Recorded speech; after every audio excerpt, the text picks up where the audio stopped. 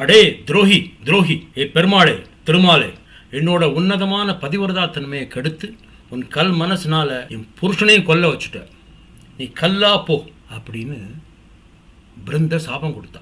யாருக்கு? மகாவிஷ்ணு. இதனடா புது கதையாக இருக்குது, போய் பார்ப்போமா? ஏதோ ஒரு யுகத்தில் ரொம்ப முன்னாடி ஜலந்தரன் ஒரு அசுரன் இருந்தான், ஆஜானு பாகுவா. அவனை பார்க்கறதுக்கே பயம் வரும், அவ்வளோ பெரிய சரீரம். அவனுக்கு பிருந்தைன்னு ஒரு பொண்டாட்டி, பதிவிரதான பதிவிரதா. புருஷனையே பகவானாக நினச்சிட்டு அவனுக்கு அத்தனை பற்றி சேவை பண்ணுவாங்க. இந்த வாழ்க்கை இப்படி ஓடிட்டு இருக்கிற போது அந்த ஜலந்தரனுக்கு ஒரு ஆசை, நம்ம சாகவே கூடாது, சாகா வரம் வேணும் அப்படின்னு சொல்லிட்டு கடுமையாக தபஸ் பண்ணுறான். பிரம்மாவை நோக்கி தபஸ் பண்ணுறான். பிரம்மா வரார், உனக்கு என்னப்பா வேணுங்கிறார். நான் சாகவே கூடாது, எனக்கு அந்த மாதிரி வரம் வேணுங்கிறான். இந்த பாரு, சாகா வரமெல்லாம் என்னால் தர முடியாது, பட் உன் பொண்டாட்டி வச்சுன்னு உனக்கு ஒரு வரம் தரேன். உன் பொண்டாட்டி பதிவிரதான பதிவிரதா. அவளோட பதிவிரதா தன்மைக்கு என்னைக்காவது களங்கம் வந்துடுத்துனா உனக்கு சாவு வரும். இதுதான் என்னால் பண்ண முடியுங்கிறார். அவனுக்கு தன் பொண்டாட்டி மேலே அவ்வளோ நம்பிக்கை, நம்ம பதிவிரதா நம்ம பொண்டாட்டி, அதனால் நமக்கு ஒன்றும் ப்ராப்ளமே இல்லை, நம்ம சாக மாட்டோம்.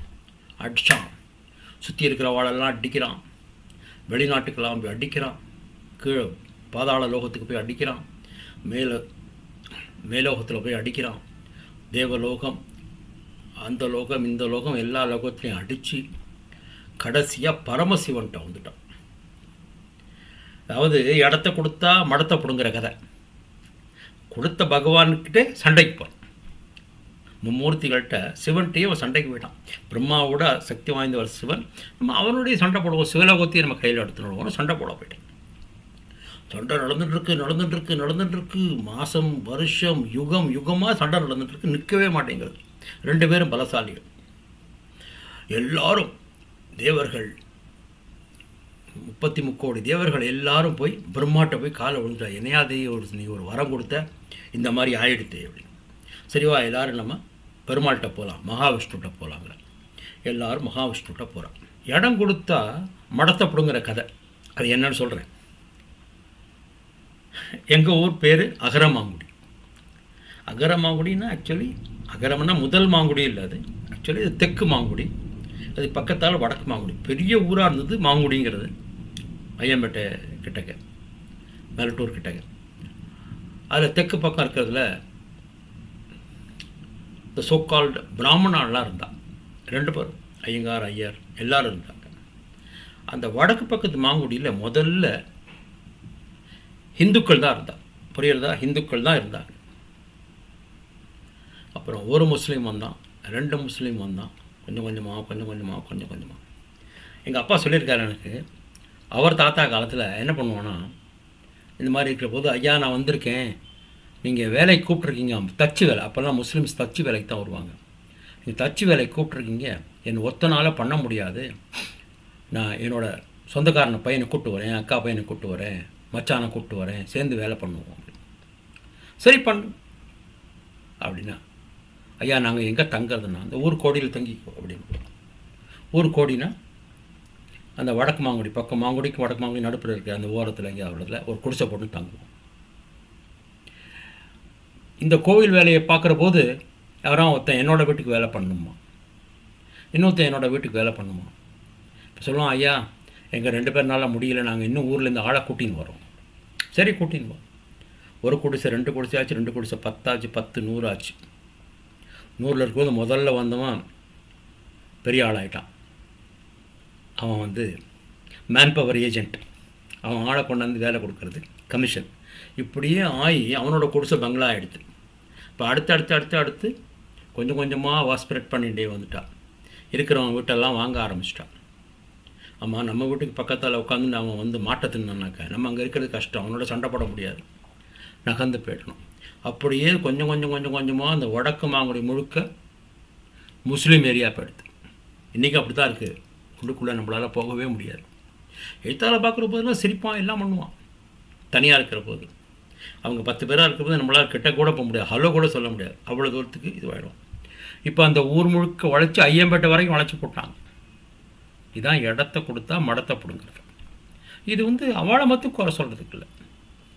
இப்போ நம்மளதுலேயே இந்துக்களே சொல்லலாம். ஒரு சின்ன இன்சிடெண்ட் கல்கட்டாவில் அந்த காலத்தில் போனால், சவுத் ஈஸ்டர்ன் ரயில்வேல வேலைக்குன்னு போனால், அப்புறம் ஒருத்தராக கொஞ்சம் கொஞ்சமாக கூட்டின்னு வந்தால், ப்ரைவேட் ஜாப்ஸ்க்கெலாம் வந்தால். நானே அப்படி போனவன் தான் கல்கட்டாவுக்கு வேலைக்கு. அங்கே எப்படி இடத்த கொடுத்தா மடத்தை பிடுங்கிறது, இது ஒரு வேறு மாதிரி கதை. அப்போல்லாம் அப்பார்ட்மெண்ட்ஸ்லாம் கிடையாது, மாடி வீடு, ஒத்த மாடி வீடு, ரெட்டை மாடி வீடு, 3 மாடி வீடுன்னு அப்படி சொல்கிற கணக்கு சொல்கிறது.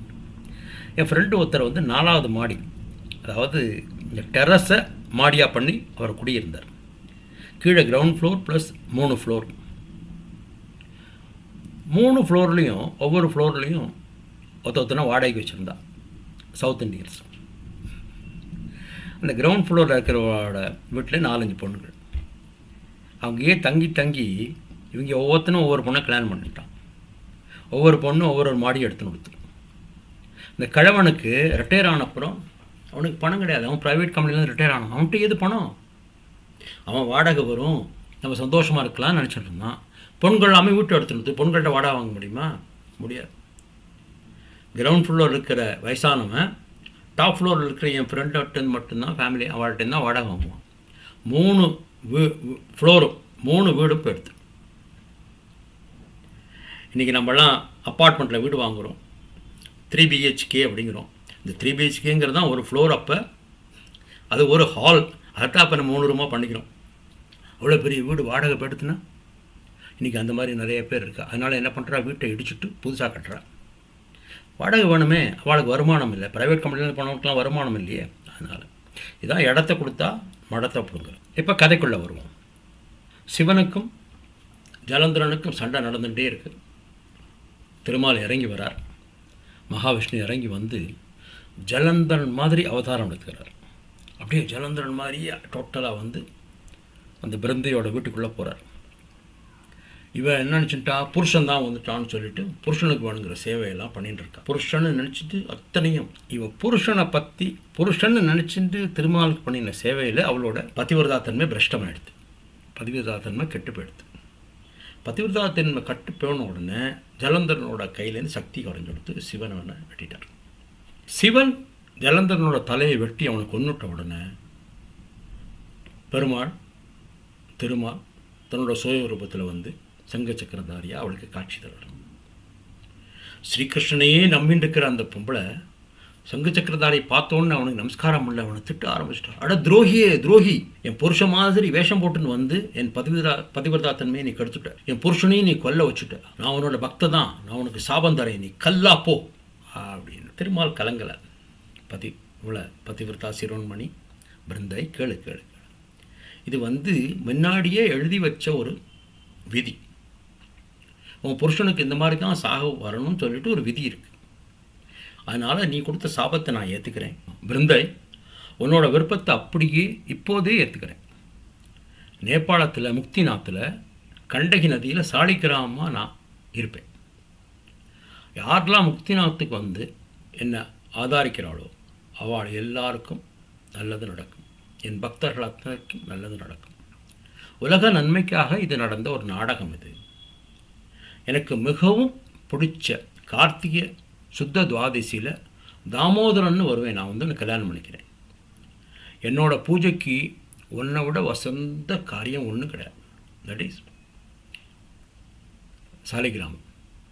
சாலிகிராமம் துளசியும் யார் பூஜிக்கிறாளோ அவளுக்கு எப்பவும் கஷ்டங்களே வராது, எல்லா நன்மைகளையும் நடக்கும் அப்படின்னு உன்னை நினச்சி, இந்த கதையை கேட்டு கதையை படித்து உன்னை நினச்சி பூஜிக்கிறவாளுக்கு பொண்களுக்கு பதிவிரதாத்தன்மை தன்னால் வரும். அதனால தான் நம்ம துளசியும் சாலிகிராமத்தையும் விஷ்ணு பூஜைக்கு ரெடியாக வச்சுக்கிறோம். விஷ்ணுக்கு பூஜை பண்ணுறோம். விஷ்ணுக்கு பூஜை பண்ணுறதுனால துளசிக்கு, சாலிகிராமத்துக்கு, பிருந்தைக்கு எல்லாருக்கும் நம்ம பூஜை பண்ணுறோம். சாலகிராமம் நேபாள முக்திநாத்தில் இருக்குது. முடிஞ்சால் ஒரு தடவை போயிட்டு வருவோம். வாழ்க வளத்துடன் வலிமையுடன். ராதே கிருஷ்ண ராதே கிருஷ்ண ராதே கிருஷ்ண.